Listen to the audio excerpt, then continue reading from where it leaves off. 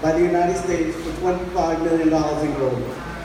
What I will try to share with you this evening is some of the lesser known facts and events that led up to that fateful day on March 31st, 1917, when the islands changed hands from that of a Danish monarchy to an American democracy. Let's first take a moment to set the stage and reflect on what life was like in the Virgin Islands 100 years ago. Think back to a time when the Titanic sailed the seas. And even before that, the more famous black and white footage of the Hindenburg crashing to the ground. Back then, very few people in the Virgin Islands had electricity, telephones, or even running water. In fact, doctors back then would ride horseback each morning to see their patients, and if surgery was necessary, it was performed right there in your home on your kitchen table. That is, of course, if you had one. Also, most Virgin Islanders back then were not allowed to vote, simply because to qualify as an eligible voter, you had to earn at least $300 a year in income, which most people simply did not. An even more sad fact is that around the turn of the century, as many as 60% of the burials on the islands were considered pauper burials, which were performed by the government when neither the deceased nor their family had enough money to pay for their loved one's burial. Needless to say, life in the Danish West Indies, as they were known back then, was filled with many difficulties and hardships. Conditions had persisted that way for over 50 years, primarily because in the early 1800s, the sugar market had shifted from using the expensive West Indian sugarcane to an inexpensive sugar beet.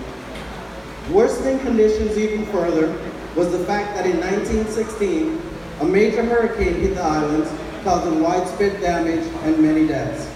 In short, many people were very unhappy with their living conditions, and also the Danish crown was actually losing money while producing sugarcane and was actively looking for a potential buyer. The U.S.'s close proximity to the Danish West Indies naturally made them appear to be an ideal candidates for the purchase of the islands. With the onset of World War I in 1914, the major powers of the world were starting to take sides and align their forces. Germany was one superpower, with Russia being the other. Denmark, the United States, Mexico, as well as several other countries had yet to commit to either side and tried to maintain their neutrality if possible. The United States at the time was the world's 16th largest army. They had only 5 million fighting men, while Germany, on the other hand, had 13 million soldiers. I now pause for a moment to stress the significance of the word World War. Imagine, if you will, all the casualties of the American Revolution, the U.S. Civil War, the Korean War, the Vietnam War, the First Gulf War, the Iraq-Afghanistan War. All together, they add up to about 9 million casualties. Now compare that to World War I, which in less than 5 years, there were 40 million casualties. As far back as 1865, the United States had expressed an interest in purchasing the islands, but those original discussions came to an abrupt end when President Abraham Lincoln was assassinated. Over the next 50 years, there were on and off discussions and attempts to purchase the islands, but all ended without success.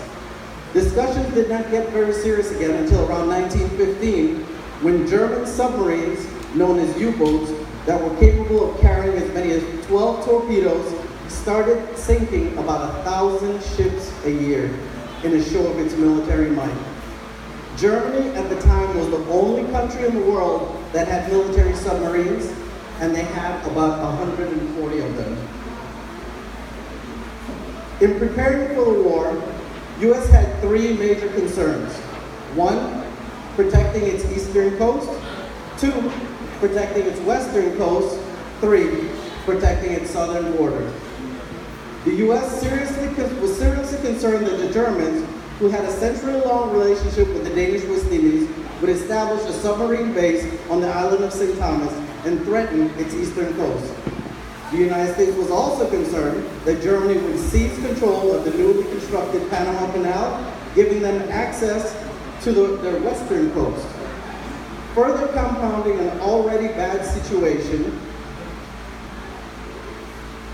they were concerned that Mexico, who was still upset with having lost half of its land when General Santa Anna lost the Battle of San Jacinto, which by the way is only 25 miles east of Houston. Facing this situation, the U.S. decided to throw caution to the wind and offer the Danes a mind-boggling $25 billion to almost ensure the deal would happen, especially when they learned that Mexico and Germany were engaged in secret conversations in which Mexico would side with Germany in the war effort in exchange for Germany's assistance in regaining the territory they had lost to Americans. However, money aside, Denmark had a huge decision to make. Should they sell the islands to the U.S., or should they concede the islands to Germany in an attempt to maintain good relations with the powerful Germans? Up to that point, Denmark had attempted to maintain its neutrality, but this precarious situation now made it almost certain that they were going to upset either the Germans or the Americans. Maintaining a good relationship was important because the U.S. was a growing superpower, both economically and militarily. However, on the other hand, a good relationship with Germany was also very important, especially since Denmark and Germany shared a border. When it was all said and done, Denmark's King Christian X decided to oppose the German Emperor, Kaiser Wilhelm, and instead sell the islands to the Americans. This action would somewhat come back to haunt the Danes 23 years later, when Germany, now led by the Führer, Adolf Hitler, took their revenge in invading Denmark, which took only 6 hours. This was because Denmark at the time had 14,000 soldiers compared to the Germans' 18 million.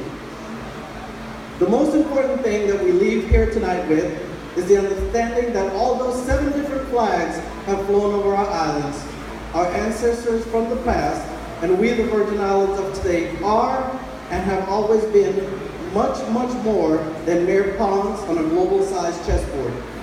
We are a people that have helped to shape this country in many different ways. Danish West Indians, like William Leesdorf, who spoke 8 languages, became America's first black millionaire. Artist Camille Pissarro worked alongside other great artists like Vincent van Gogh, Renoir, Cézanne, and Monet. Boxer Peter Jackson, who was for many years the colored world champion and at one time considered the most famous black man in America. Politician Benjamin Judah, who was so loved, honored, and respected that his face was placed on an American $2 bill. Labor organizer Cos Govern, who was one of the founders of Negro Baseball League. People like Patriot Abraham Marcoux, who escorted General George Washington in battle and designed the 13 stripes that still accompany the stars on the American flag today, are all Danish West Indians / Virgin Islanders. In closing, historians and scholars are responsible for telling us what happened chronologically and statistically. In my personal opinion, however, local musicians play an even more important role in helping to keep that history and culture alive in their songs. Musicians like Alton Adams have taught us to stand up, salute, and take pride in our American citizenship in our anthem, the Virgin Islands March. Bill LaMotta embraced our booming new tourism industry while welcoming visitors to come back to the Virgin Islands. Both Jamesy and Milo reminded us to never forget our manners when we say, good morning, I come from a guava berry. Nick Daddy Friday gave us a beat to dance to, a flag to wave, but he never let us forget that we're from the VI. And finally, Pressure could not have made it more simple and elegant in stating, Virgin Islands nice, so nice. And with that, I thank you for coming out this evening for our Transfer Day Centennial, and I hope that you enjoy the rest of the